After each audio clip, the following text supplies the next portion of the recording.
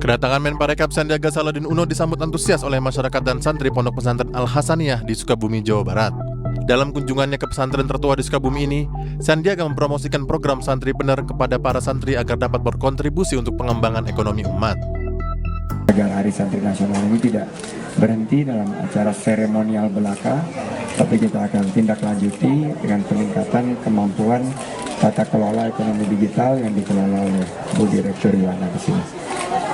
Sehingga penciptaan 1,1 juta lapangan kerja tahun ini dan 4,4 juta lapangan kerja tahun 2024 bisa kita wujudkan, bisa kita realisasi. Sementara itu, di Depok, Jawa Barat, Menparekraf bersama sejumlah tokoh nasional menghadiri peringatan Hari Santri Nasional dengan nonton bareng di salah satu bioskop di kota Depok. Di era digitalisasi ini, para santri harus terus kreatif, inovatif, dan bekerja keras agar mampu berkontribusi bagi bangsa negara. Tim Liputan iNews melaporkan. Pemirsa, Lombok TV meminta pemerintah menunda pelaksanaan analog switch off pertanggal 2 November 2022 mendatang. Hal itu sesuai dengan putusan Mahkamah Agung terkait permohonan uji material peraturan pemerintah nomor 46 tahun 2021.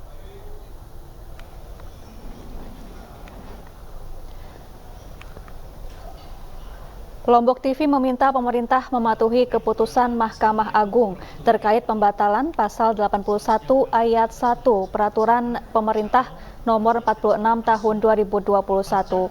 Pasalnya, imbas dari aturan tersebut, televisi berskala kecil yang bukan penyelenggara multiplexing tidak dapat bersiaran secara digital. Persoalan ini bermula dari terbitnya peraturan pemerintah nomor 46 tahun 2021, khususnya pasal 81 ayat 1 yang dianggap diskriminatif terhadap pelaku usaha penyiaran televisi berskala kecil. Dalam PP tersebut, TV berskala kecil diwajibkan menyewa slot multiplexing kepada penyelenggara multiplexing.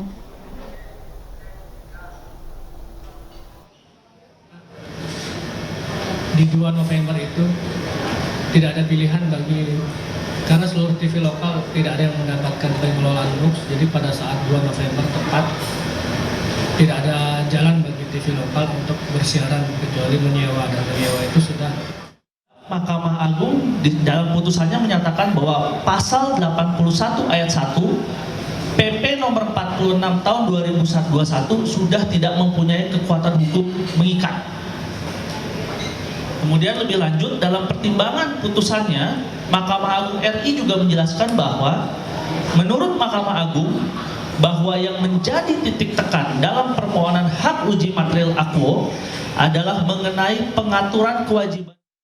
Pemirsa, video siswa membantu pengendara yang terjebak banjir viral di media sosial. Video tersebut direkam di Desa Seraya Tengah, Karangasem, Bali.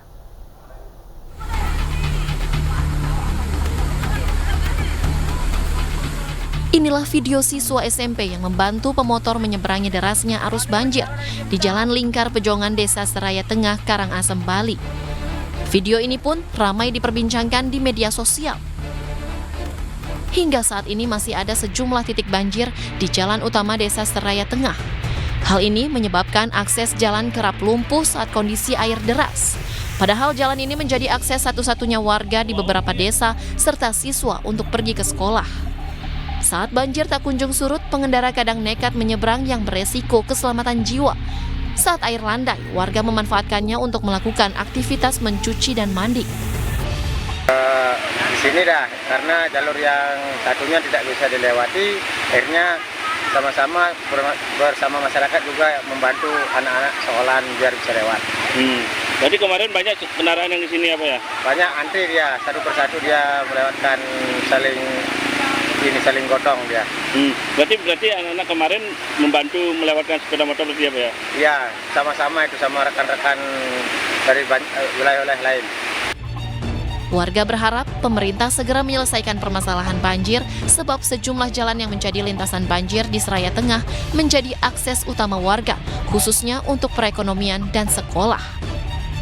Dari Karangasem, Bali, Yunda Arista, iNews melaporkan. Wanita berpistol penerobos istana kepresidenan diduga terafiliasi dengan kelompok intoleran. Temuan itu didapatkan dari hasil pemeriksaan polisi dari interaksi media sosial pelaku.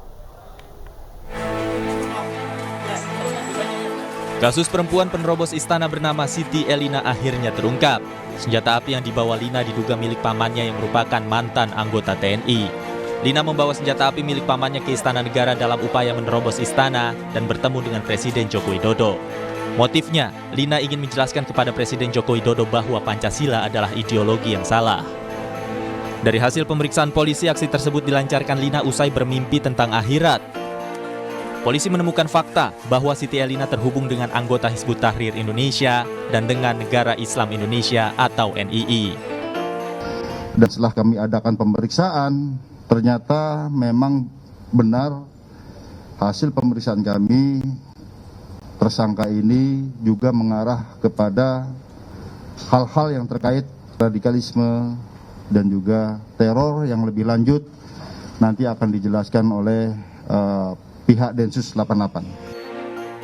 Selain Siti Elina, Densus 88 anti teror juga menangkap 2 orang berinisial BU dan JM yang memiliki hubungan dengan Siti.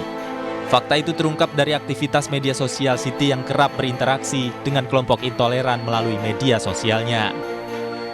Dari Jakarta, Tim Liputan iNews melaporkan. Nikita Mirzani ajukan penangguhan penahanan ke Kejaksaan Negeri Serang, Banten. Informasinya usai jeda, tetaplah di iNews Sore.